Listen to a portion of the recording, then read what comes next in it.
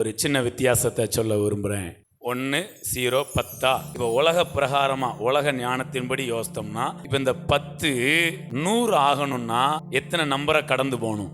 11 12 13 14 15 16 17 20 21 22 23 24 25 37 38 39 40 41 42 43 44 தண்ணி கொடுங்க. 45 46 47 48 49 50 51 59 100ன்னு சொல்லி முடிச்சோடனே பொத்தடீர்னு இதுதான் உலகத்தின் வழி. கர்த்தருடைய வழி எப்படி தெரியுமா? 10 அதில் இருந்து தப்புன்னு ஆசீர்வதித்தாருன்னா, ஒரு 0வை தூக்கி போட்டாருன்னா இழப்பும் கிடையாது, பெருமூச்சும் கிடையாது, விழுறதும் அப்படியே நறுக்குன்னு. இதுதாங்க கர்த்தரின் ஆசீர்வாதம். கர்த்தரின் ஆசீர்வாதம் ஐஸ்வர்யத்தை தரும்.